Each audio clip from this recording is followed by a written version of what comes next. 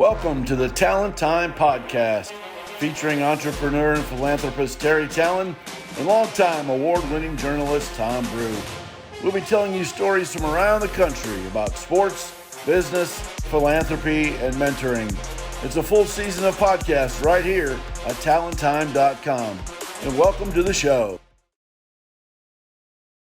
Hello, everybody. Tom Brew with you. Another episode of the Tallen Time podcast with myself and Terry Tallen, and very, very happy and excited today to have a great guest with us on the show, Rhett Lewis, whose name and face are familiar to football fans around the country, and especially in Indiana. It's his voice now that's becoming popular and well known as the new football radio host for Indiana football, and looking forward to a great conversation with Rhett today. And we haven't, Terry, I have not seen you in a couple of weeks, so it's good to say hello to you. How are you doing? I'm well, Tom. I'm talking to you today from wet Northern California. We've had our atmospheric rivers pretty regularly here, so we're monsooned in a bit, but besides that, all is well. That's good. And Rhett, you're down in Southern California and dealing with the same rains, right? Yeah, exactly right. I'm just kind of stumbling onto this here, but I think Terry and I are essentially the de facto West Coast bureau of Hoosier football alums. So we got California covered out here, north and south. We sure do, and it's great fun to be out here, and to get to see you out here. As I mentioned, Definitely. Tom and I were in L.A. and Beverly Hills a few weeks ago, and we're gonna catch up with you. I know you were out of town. Yeah, we got to do it. Next trip, and we'll go see our friend Wolfgang. We'll be back. Yes, let's go. I'm ready with that.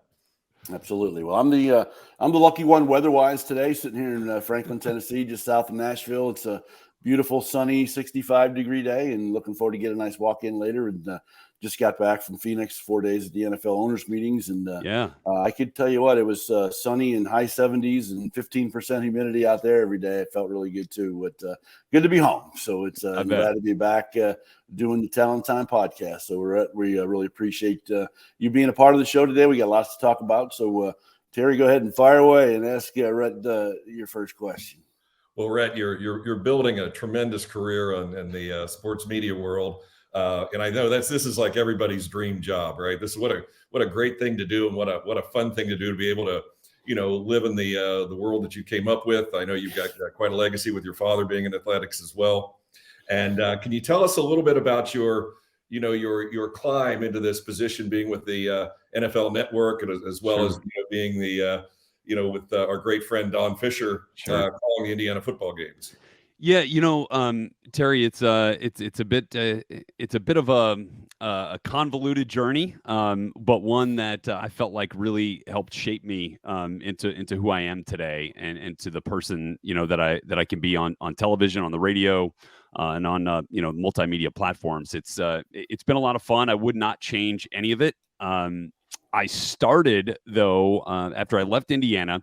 Went back home briefly, and then I was sending out resume tapes on VHS, mind you. So that was the early 2000s, after I finished my last year playing at IU, 05, started sending out resume tapes to small market television stations, right? We're talking market sizes range from 1, which is New York City, to 200 and something, which, oftentimes are like, Butte, Montana. So, I started and sending them out everywhere. Ended up finding a job in Lubbock, Texas, which, kind of strangely enough, kept my Hoosier ties going, because who was there coaching the men's basketball team for the Red Raiders at that time but Bob Knight. And so I learned very quickly the art of asking a question that will not get you yelled at by a head coach. So I thank Coach Knight for that, for helping fine-tune my skills in that way. And I had a great 2 years there covering Texas Tech, covering high school football. That was 2006 to 2008. As you guys know, in 2008, hard times in this country with the recession. And so I felt like I was ready to move on, but the rest of the country didn't seem to be hiring at that time. So I had to move back home to New Orleans, took a couple of meetings with some local stations there, and ended up finding a job with the Fox affiliate in New Orleans. Stayed there for about 9 months, and then got a call from a station in Boston, NBC in Boston. And after kind of drawn out process. They decided to hire me. And so I spent 5 years in de facto title town, covering every major sports championship, NBA Finals, World Series, Stanley Cup twice, and a Super Bowl, which, by the way, was in Indianapolis. So, and that was when the Patriots lost to the Giants. So it was, again, I've kind of had Hoosier connections and Hoosier State connections throughout. And then from Boston, ended up getting the job in Los Angeles with the NFL Network. And I've just completed my 9th season. So coming up on season 10, which is the longest time I've been anywhere in my life, which is awesome. Love it. And then kind of in this last couple of years, I've started doing some radio stuff just to kind of supplement and work for SiriusXM, doing Big Ten radio and NFL radio. And then also now, as you mentioned, just got the chance to come back and reconnect with the program at IU and join the legend Don Fischer up in the radio booth, which was an awesome experience. So a lot of different stops along the way. And my biggest advice to younger folks who want to get into this business is to take that same path. A lot of times now you're kind of thrust into bigger roles, maybe before you're ready. I would not have been ready for a bigger role when I was in Lubbock, Texas. Thank God YouTube didn't really exist at that time. Otherwise, I'd have ended up all over it on blooper reels. So I really enjoyed the path, and it helped me out quite a bit. But it was a lot of fun. Yeah, and that's certainly certainly one of the things with the media business, it's just changed so much. And yeah, obviously I've got you by a handful of years, and I graduated from Indiana in 1980. And for what I do now, with Sports Illustrated, Fan Nation, and being able to host podcasts with Terry and other people and such, it's like you never would have imagined that was even an option, 40 something years ago. And so I imagine the sort of the same holds true for you, Rhett, when you were leaving and hoping what your career might be, to the path that you've been on and the places you've landed now. Was that sort of a goal, or was that just sort of something that's just sort of morphed over time? Yeah, I think this business has kind of taught us, I got into this business when, people at the very top were making $1 million, local sportscasters in local markets, were making, really, really good money. That's just not the case anymore. Now people make good money, but that's relative, right? It's relative to where you live. It's relative to, to how much you work, and it's relative to what's asked of you. And so, I kind of learned pretty quickly, making, $20,000 a year in Lubbock, Texas for 2 years, and, racking up credit card debt, that I was going to have to figure out a way to kind of supplement what I want to do. And it didn't really turn out that I could do that until I got to NFL Network, and then kind of noticed, the path of the business, and that it always helps to have those extra revenue streams and those extra opportunities to showcase your skills and to be flexible and to showcase your versatility. And so, I don't really talk about being in media. It's really multimedia is really the way of the world, right? And it's this digital medium, it's streaming, it's on-demand content and the creation of content in a variety of different platforms that really drives our business now. And so that's kind of what I've been trying to do. And ultimately, I'd love to get into some more play-by-play stuff or some more color analyst stuff on television as well, whether that's elsewhere in college football or in the NFL. Ultimately would be, I think, where I see myself, in a few years, if we're being honest with goals. So that's kind of, it's a good point, Tom. And Terry, I'm sure, in your business, you've seen those types of ebbs and flows and ups and downs where, you always got to have something kind of on the back burner to jump into, if things go awry on one of those paths, right? Oh, no doubt about it. You have to diversify. You have to be, aware of what is going on in the trends. Like we watch the trends in commercial real estate. As you know, now we've got all these, these interest rate issues and so forth. So you try to plan around these things. Real estate's a little different than the multimedia platform world, where we're kind of a cyclical business. But it's just, so absolutely the same type of things. And I think it's universal to most industries. Sure. In your case too, I mean, you have, you've got a great image, great look. You've got a great voice. You've got a great voice for radio. Of course, they always tell Tom and I, we've got a face for radio. So that's bogus. So we're trying to work on that. But when were you in the media program at Indiana as an undergrad? I tried to be as much as I could, and as much as there was, as much as was available to me. So when I was at IU, I was in the hyper school, which is now the School of Public Health, and I joined into a program called Sport Communication with a broadcast emphasis. And I'll be honest with you, I learned a lot at IU, but hardly any of it related to what I do now. And I don't think that's a bad thing. And in fact, it wasn't until I started getting my master's degree in sports administration that I was forced to do an internship as part of that program. And with that internship, I was able to jump in with Anthony Calhoun and Chris Widlick at Wish TV in Indianapolis. Of course, AC is still there. Chris is, at a different station in the market now. But those two guys were instrumental. And that internship and that station was instrumental in teaching me about what I do, like, the real hands-on type of skills that it takes to succeed in this business. At that time was, because I was going to be asked to, put a camera on my shoulder, shoot the material that I wanted to broadcast later in the day. I had to go back and edit it. I had to produce the show. I had to go then stand and get on the desk and be on camera and essentially, perform the show. Right. And they taught me all that. They helped me put together my first resume reel.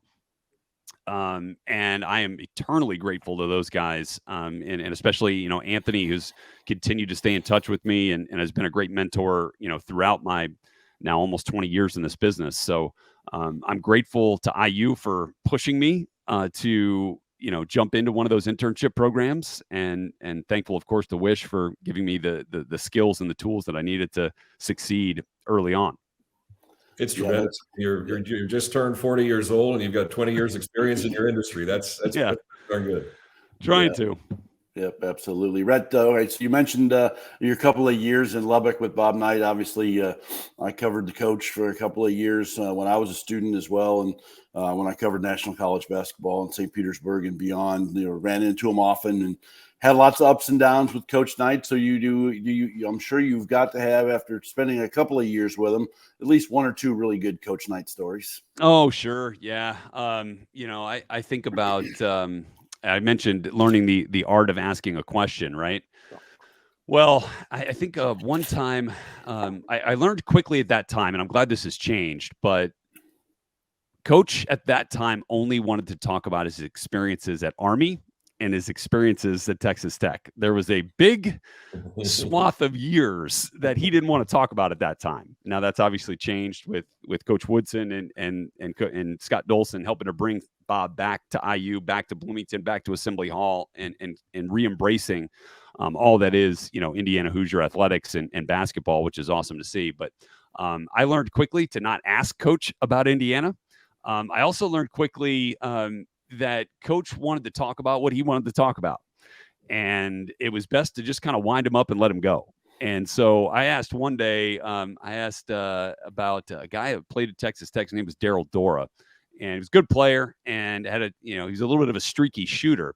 But for whatever reason, whenever Texas Tech was playing Kansas, he would light up the scoreboard. And he was hitting threes from all over the place. And so I asked Coach, hey, what is it about Daryl when, he plays Kansas? He's like, well, I don't know.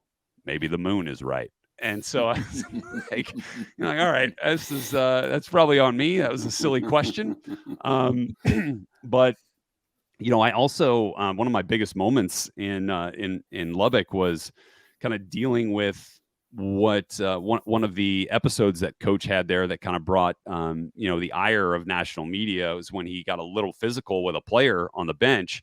Kind of telling him, hey, look me in the eye, and was kind of lifting his head up. And so, I was doing, as a 21-year-old, I was doing hits on Indianapolis television because they wanted, my perspective down in Lubbock on what was going on there. So I really enjoyed the time and the experiences that I had with Coach Knight, but and I actually got to be real close with his son, Pat. And Pat was great. And I know, is Pat still with the Pacers? Is he still scouting up there? I know he was for a while, but he was really good to me and kind of helped me learn a little bit more about the game of basketball too. Yeah, Pat's still with the Pacers, and obviously still gets down to Bloomington, spends a lot of time with his dad down there still. And Pat's sort of the keeper of his dad's time too, and keeps people away. Yeah. But Coach likes being back in Bloomington for people to come visit him, and he's certainly he's 82 now and struggling a little bit with some health things and some mental things, but he's doing fine. And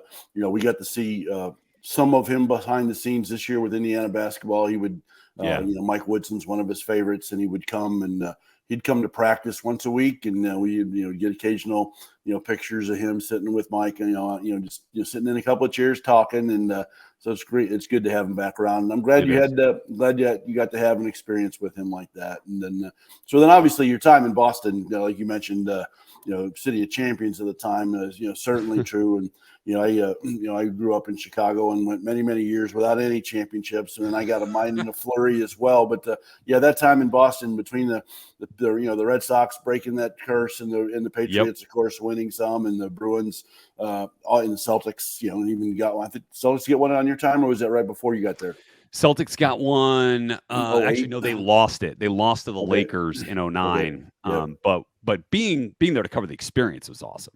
Yeah, I bet. Yeah. So just tell me about your years in Boston then. What you enjoyed most about that? Obviously, that's a fan base there that they can certainly stand along at the top, I think, in regards to the love of its sports teams.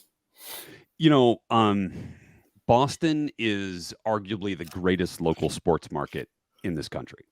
Their fans still appreciate local sports, which I was grateful for, and which I found out rather quickly. Just to kind of go full circle, go back to Lubbock when I was worried about, drawing, the side eye of a head coach, like Bob Knight asking the wrong type of question. I quickly found out that, if you screwed up in Boston, you were going to find your name in the Boston Globe the next morning.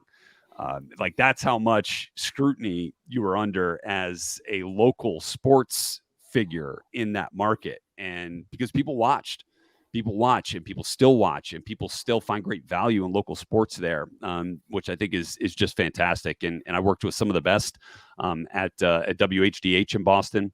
It really allowed me the opportunity to kind of, further hone my craft and to do so under great pressure, which I think really helped me as well. And so I really loved it. I loved Boston, especially in July and August, and maybe a little bit of September.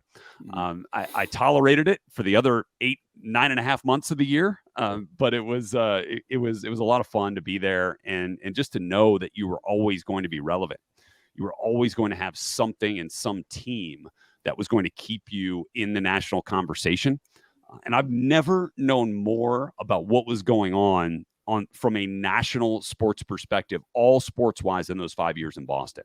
Like, I couldn't tell you right now, who's leading the standings in the NBA or who's set to be the favorite to win Major League, to win the World Series this year.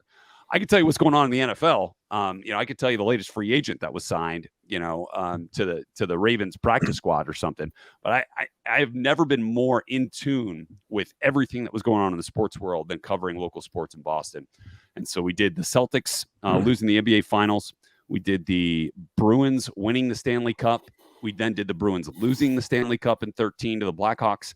We did the Red Sox winning the World Series also in 2013, I want to say, and then had the as I mentioned, the Super Bowl. So I really understood what it was like to cover a major event, which was really cool. It was a lot of fun too, and just you kind of have that built-in excitement with it. So it was really a neat experience.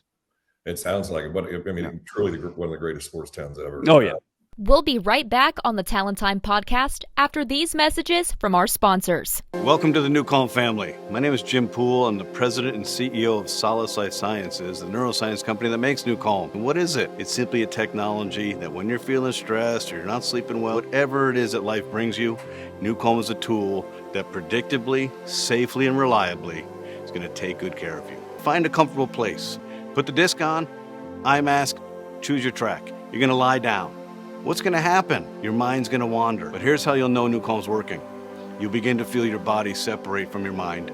your mind's going to wander and your body's going to feel heavy and your respiration's going to slow down. And you're going to go somewhere where your mind just wanders and your body heals. And then at some point, you just kind of come to. Simply take off the eye mask, stop the track, take the disc off, and off you go. NewCom is neuroscience. It's not a fairy tale. It's not a bedtime story. There are a number of competitors in this space. And once you use NewCom, you'll find out who the real deal is. You'll benefit greatly from it. And don't be fooled by slick advertising. Go with the science. Science is where it's at. I had 20 minutes of absolute escapism, peace. I mean, I was in like a twilight. I didn't know where I was or what was happening, but I never wanted it to end. I can laugh with people. I don't get irritated. I don't get frustrated. It is accessible. It's affordable. It's something that everyone can do. And now, back to the Tallen Time podcast. Now on Saturday afternoons in the fall, you're in Bloomington or traveling around the country with our great friend and Hall of Fame broadcaster Don Fischer. What's it like working with Don? So Don knows everything there is to know about what he does. Don is the definition of an expert.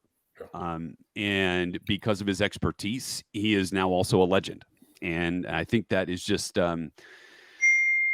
so Don was broadcasting in his 50th year this year up in the booth calling IU football and IU basketball. I was in my first.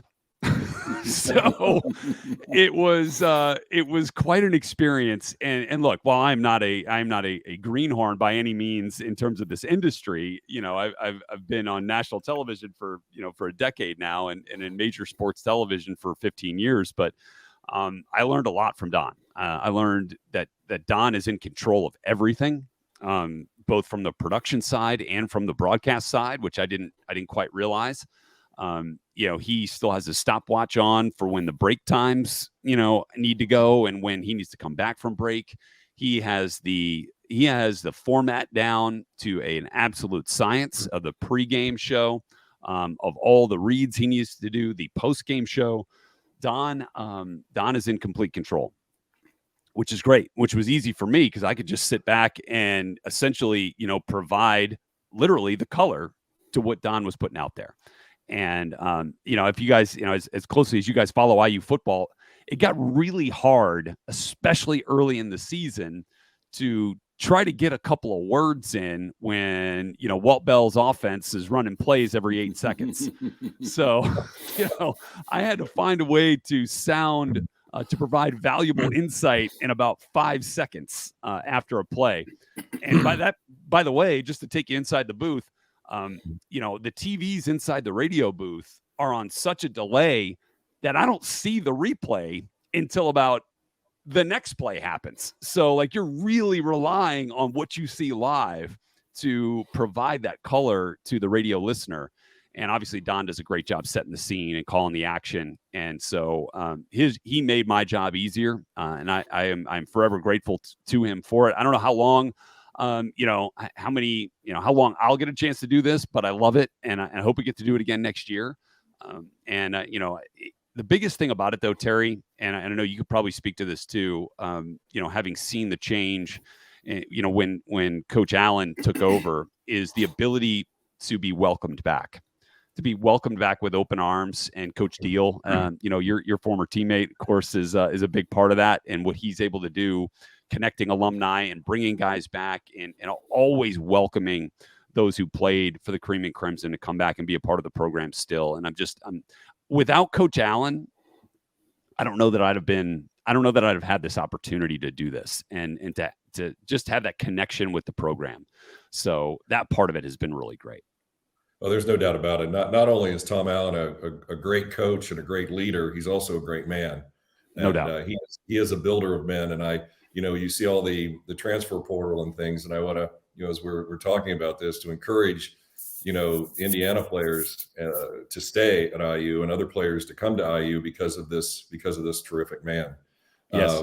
The experience you'll have at IU through everything, through the school, the people, the coaching staff, the Scott Dolson. We have a great athletic director. It's a big family, and it's a big tent. It's like a big tent party, and it's wonderful to watch Tom do that. And the quality of the young men that he brings in to the program is extraordinary. I mentor some of them. I spend quite a bit of time with the program in the fall, and these are terrific people from great families. So it's heartwarming. And then, of course, you mentioned my old teammate who was on the first episode of Tallen Time, Deal, the great Mark Deal, the great Big Deal. Yep. And he's kept generations of former IU football players, coaches, teachers, families, wives, girlfriends, the whole bit. It's a big family, and we're always grateful to Mark Deal for what he's done. Oh man, I mean, every program needs a Mark Deal, right? Every college football program needs that guy who is your historian, who's your connector to alumni, who's your biggest cheerleader, and is just a resource for anything that you need within the program. And he does a great job with it. And I'm so thankful to him for always, opening up his doors to me and giving me great time, to be around the program, which is just great. So we definitely connect on that front, and I can't wait to get back. I got a chance to go back and see the guys and see the coaches this spring before they started spring ball. I got to go in, sit on a staff meeting, and I just telling you, I have such high hopes for this program under Tom Allen in this season. We get some stable quarterback play. So I don't want to veer the conversation too far into football talk. But it's just, I have great excitement about what they're building and what they continue to build. Yeah, Rhett, I wanted to ask you just like how all that came about, because it's I remember when the announcement came out, that Rhett Lewis is going to be the play-by-play man of Indiana football. I'm like, wait a second, huh? The Rhett Lewis, the NFL guy, he's going to do that, and it kind of like caught me off guard that was something that they were able to do, but that you wanted to do that, because obviously you've got a pretty full plate. You've certainly become very NFL focused, your last several years, but now you're spending your Saturdays with Indiana football. So tell me how that came about, and tell me why it mattered so much for you to be able to do that. Well, and again, it does go back to connection, Tom. It really does. And it goes back to wanting to be a part of something special, and watching what Coach Allen was able to do. And I'm not just saying it's because of the wins, that we saw in 18, 19, and 20. But there's just a magnetism around the program that makes you want to come back and makes you want to be a part of it. And there's just such a positive vibe when you get a chance to spend time, in and around the guys or the coaches. And I want that. I want that for my alma mater, and I want to be a part of building a great program. Obviously, we weren't able to really, pile up the wins when I was there from 01 to 05 as a receiver, but I feel like now I want to continue to try to do that and to try to have an impact on this program. So it was a desire, first and foremost, Tom, to want to do this. It was a desire to want to be a part of the program in any way I could, help bring and shed light in a positive way on a national scene to this program. And that's something I've been able to do. Like every Saturday, I go broadcast the game with Don. I go back on Sunday and Monday, and on NFL Network and on some of our podcasts and digital properties, I talk about the players that I saw. I talk about, how great Cam Jones was for those first 6 games of the year. Talk about, how we need to start, in our deep draft notebooks, we need to start, looking at guys like Cam Camper and Jalen Lucas, because they're going to be studs. And so that part of it was really valuable to me too. So first it was the desire. 2, there was an immense value. And then 3, it was just a true sense of satisfaction to be back in Bloomington. I'd only been back to like 3 games since I graduated. Just didn't have the time. And so now to have an opportunity to go back every week and to go sit at Nick's and have a beer and a burger, and to walk down Kirkwood in the mornings and see the line outside of Kilroy's of students looking to get in and get quote unquote ready for the game and for the tailgate that day. Man, it's just, there's nothing like college football atmosphere. I miss that dearly. And so to be back in a game atmosphere again, in a game environment, it checked all the boxes. Now I will say, traveling in on a red eye from LA every Thursday night was a little taxing. And then oftentimes, we had so many 7:00 games this past season that I couldn't get out. I couldn't get back to LA on Saturday night. So, I was up at 4 a.m, driving to Indianapolis, taking the 7 a.m. flight back to LA, going on TV at 10 a.m. Pacific time in LA and being on for 3.5 hours talking about, the NFL games that day. It was a little bit of a grind, but it was worth it. It was a ton of fun. Well, like they say, you've got to make hay while the sun's shining. So that's it, baby. That's your time, man. So we love watching you. We watch you on all the different platforms, and it's great fun. So that's probably a good lead in, Tom, to maybe just spend a few minutes a little bit about your day job. What do you think about the upcoming draft? Yeah. So this is really interesting because last year I felt like we lacked a little bit of the intrigue because the quarterbacks usually drive the conversation, right? They drive the conversation in the first round, especially. So on Thursday, April 27th, when we kick off the draft in Kansas City, we very well could see quarterbacks go with the first 4 picks: 1, 2, 3, and 4. Now that's if somebody trades with the Arizona Cardinals with the 3rd overall pick to take a quarterback in front of the Colts, who sit at number 4. And then if quarterbacks go 1, 2, 3, are the Colts going to be happy with the 4th quarterback? Because obviously they need one. So, I think that there's just such intrigue with how the quarterbacks are going to come off, who the quarterbacks are going to be. And obviously one of them, we saw, up close and personal with IU these last 2 years, and that was CJ Stroud from Ohio State, who I think, along with Bryce Young from Alabama, are quarterbacks 1A and 1B in this draft. CJ Stroud is the best pure passer in this draft. He is the best pure passing talent in this draft. Is he as mobile or as elusive as Bryce Young or Will Levis or Anthony Richardson? No, but he is an NFL prototype. He's the 6'3", 225-pound quarterback, can sit back in the pocket and deliver the ball anywhere on the field with great touch, with great timing, with great accuracy, and great ball placement, which I count as his superpower.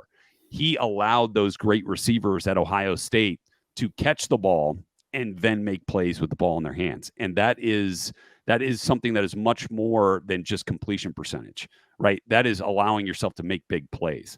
And just to relate it back to IU, that's one of the core tenets of what Walt Bell wants for his offense: explosive plays.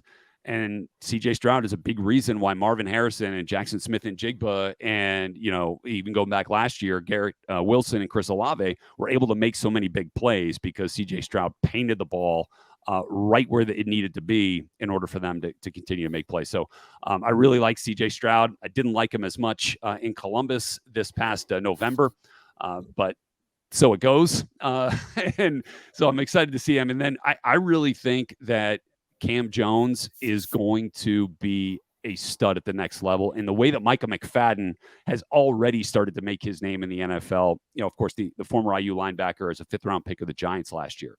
I think Cam probably go in that range, maybe a little before, maybe a little bit after, but I don't care. I don't care because he's going to get to whatever team he is, and he's going to stand out. He's going to stand out for his work on the field. He's going to stand out for his work off the field, which we saw time and time again in Bloomington. So he's a great player. I think he's going to be a really good pro, whether that's on special teams early, defense later. Just get that guy into a team, into a facility, and he's going to be a ball player. And so I'm excited about Cam. I'm excited to see if some of our other guys get an opportunity at IU, whether that's Jalen Williams or Tywan Mullen, whether they're drafted or not, they're going to be set up with the right mindset to succeed. And again, that goes back to what Coach Allen's been building. Well, there's no doubt about it. And, Cam was on our episode with with Angelo Pizzo. It was a special show. We made a special announcement for Cam that day, and we stay close to him. One of the things that kind of goes back to the point about you made earlier about Tom Allen is with him and Mike is also one of our all-time favorites. We'll be playing some golf with Micah soon. But Tom Allen is such a great defensive coach also, right? And you look at how these linebackers read and how they play. Cam Jones knows where the ball's going, before the ball snapped. And Terry, I don't want to interrupt you, but that is something that NFL evaluators are already saying about Cam that they notice. So, I mean, just to kind of back your point up, that is something that teams are going to love about him.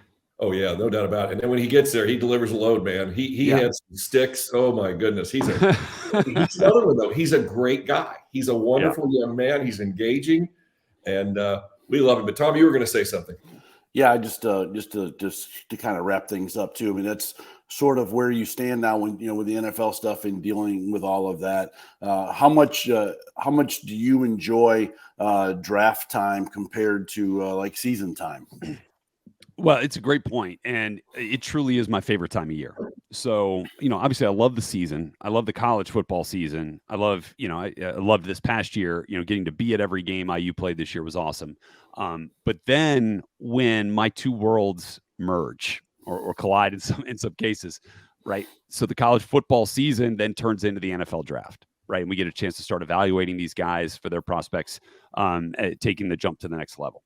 So that part of it is really great for me. So January, we get into all-star games. I called the East-West Shrine game this year, in which Luke Haggard was a part of the program from IU. So was Jalen Williams. Both guys acquitted themselves very well in Las Vegas at the Shrine Bowl and in the practices. So excited to see where they end up in their NFL journeys. And then, I love the combine.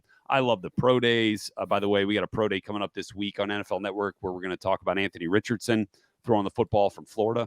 I love everything about the draft. And it truly is my favorite time of year on the football calendar because it merges my worlds, college football with the NFL. And so that part of it, I felt like I've really carved out a niche for myself at NFL Network where I'm one of the steady faces of draft coverage from January to May, which when you look at it, it's half the year, right? It's essentially the second season.